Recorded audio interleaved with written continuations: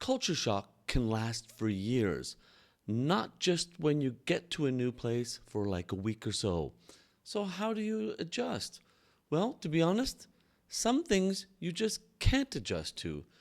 But as TESL newbies, you still got to do your best to try to get adjusted to those new, shocking, surprising cultural experiences that you're going to have. So that's what we're going to do today. We're going to discuss adjusting to culture shock, but not just initial culture shock that continues to be shocking over maybe weeks, months, or years. I'm Teacher David. This is TESL for Newbies.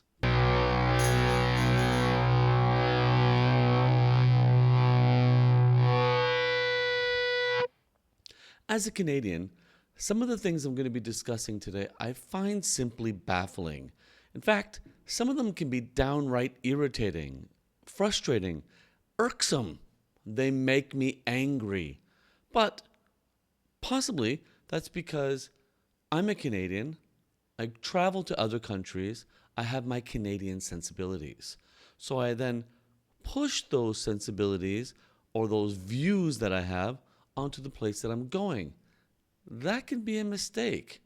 I mean, there's a struggle here, a challenge between completely accepting of cultures different from your own and outright cultural relativism, which states that any culture can do whatever they want based on, insofar as it's the norms of that culture. I find that hard to follow. I'm just not sure that I can. Every country outside of Canada that I've been to, I've struggled with certain aspects of culture shock, certain customs, habits that just continue to plague me whenever I've been there. In fact, it's happened to me in Canada too, in different areas of Canada that I'm from. So that's what I'm going to do today. I'm going to present a few things, quite a few examples of culture shock, things that can be shocking, that are culturally based, that continue to be shocking no matter how long you stay in one place, one foreign place outside of your home.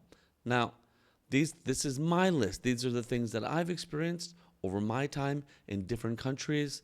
So yours might be different, but no matter what is going on, there's going to be continued culture shock that you need to continually attempt to at least adjust to. There are some shocking driving habits in different countries around the world. For example, I can go around, look outside, kids in the cars, no seatbelts on. This changed 50 years ago when I was a child in Canada, so I'm grown up used to it. I think it's a good thing to have seatbelts in cars. When I see a child sitting on their dad or mom's lap in the front seat of the car, driving down the highway, it's hard to take. That kid becomes an airbag. It's just, I don't get it. Another one is scooters. Many countries that I've been, especially in Asia, I've seen parents on scooters with young children. The parents are wearing a helmet. The children aren't. Anytime I've forgotten my child's helmet, it's my cultural norm, what I think is the moral thing to do, to take my helmet off and put it on my kid's head. I can drive without a helmet. I've lived long enough. She hasn't lived yet at all. Not much anyway. So protect their head. So why wear a mask but no helmet driving on a scooter? Very confusing. Don't know if I'll ever adjust to that.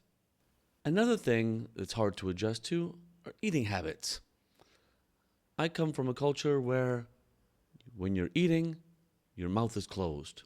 That way, nobody has to look inside your mouth. Nobody sees food flying out of your mouth. But I've been to quite a few places where they just talk endlessly with their mouth full of food. Again, very difficult to adjust to, even when you're no longer a TESL newbie. So that's just a small thing, but it's a daily thing, so it can become grinding. Another one is people spitting out their food into the bowl or onto the plate, or I've even seen it onto the floor while they're eating. So, and talking to you. Blah, blah, blah, blah. I just don't get it. So yeah, that's a fascinating little example of something that's very confusing. While we're talking about eating, there's also places you can go to that are just, again, quite shocking. Uh, when I first arrived here in Taiwan, a kind of local specialty is something they call stinky tofu. And I don't care what you think about tofu in general, stinky tofu, for me, and I've smelt Limburger cheese, is maybe the most horrible smelling thing that I've ever smelt in my life. Just think of some mixture of vomit and moldy feet. I don't know what it is. It's just terrible. And the worst part about it is it goes into the air, and the whole area around a stinky tofu shop smells like the stinky tofu shop. So I find myself on occasion driving my scooter, holding my breath, just so I can get past the stinky tofu shop. It's been 20 years, and I'm never going to adjust to that. I've even tried it once. Yeah, it's a no-go. Another one, you can go to a place where some of the food they serve might be a little controversial. I think we all know and have heard of some places still offer, at least to locals, dog soup. Now, that's an interesting struggle for me, something that I try to adjust to, try to think about logically. Meat is meat. Uh, if you're not a vegetarian, how can you complain about eating dog soup? Something about dogs' loyalties. They just seem like an inappropriate animal to want to eat. So for me, there was an adjustment. I just chose, whenever I've seen that, to not talk about it with the locals who want to enjoy it. Whenever I've been in that kind of situation, which is not very often, last time quite a while ago, many, many years, and not here. So, yeah, it's something you got to adjust to. And I've heard of lots of other things. Baby birds still inside the egg, and the egg is boiled. Things that in Canada I wouldn't have even dreamed of. So when you travel, there are going to be some scary food options out there. Speaking of scary, another shocking thing is social interactions. Some social interactions really are baffling. So, for example, as a white Western person in Taiwan, I experience racism all the time. But there's two kinds of racism that I experience. One is negative. People call me, sharp-nosed American. I've got it in Korea too. I've got it in Japan. There's lots of places where you get kind of negative stereotype. And it's people don't even want you there. Oh, okay, whatever. I mean, racism happens. But the strange racism that I've experienced can be kind of seen as good racism. You're a white, Western, foreign man in many Asian countries. You're kind of seen like a hero, a superstar. So you get the people treating you much better than they perhaps even treat locals. So there's this really confusing thing.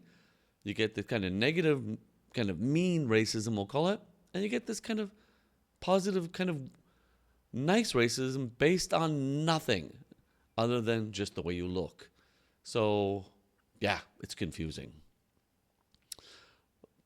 But an interaction that isn't confusing, that is still difficult to get used to, in fact, becomes more difficult to get used to, kind of like goes up on a curve the longer you live in a place, is cultural practices. For example, temple parades.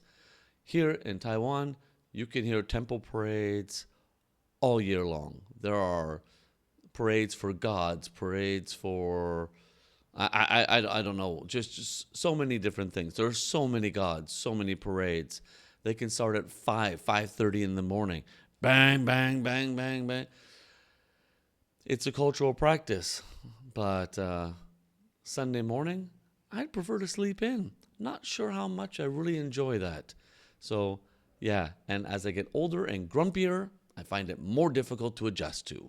So, keep that in mind when you go to a place that might have some kind of prayer or parade practices that you have to deal with. Religions can be quite difficult to deal with based on how the religion is practiced relating to noise. Okay, another thing you could think of that is kind of confusing or that you have to adjust to as a TESL newbie is personal interactions. Back home, for me, I'm used to certain things you can and can't ask other people. But those ideas have been just destroyed, blown out of the water through my travels. I've been to places where people have no problem at all saying, coming up to you, don't know your name, don't know who you are, never met you before, and ask you directly, hey, how much money do you make? Why would I tell you that? So it's just, well, I just want to know. I don't care what you want to know. So other kind of strange examples are, hey, you're fat. How much do you weigh? I'm fat. What are you talking about? Yeah. How much do you weigh? You're fat. Yeah. So genuinely confusing.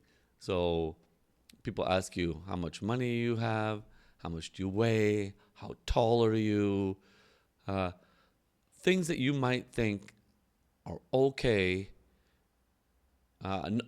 Things that you think are not okay back home definitely could be okay in lots of places you travel to. And there's no use really getting mad about it. People are just going to ask. You just got to find a way to adjust to it, to kind of pass that question on and go to the next thing. So yes, experiencing new cultures can be fantastic.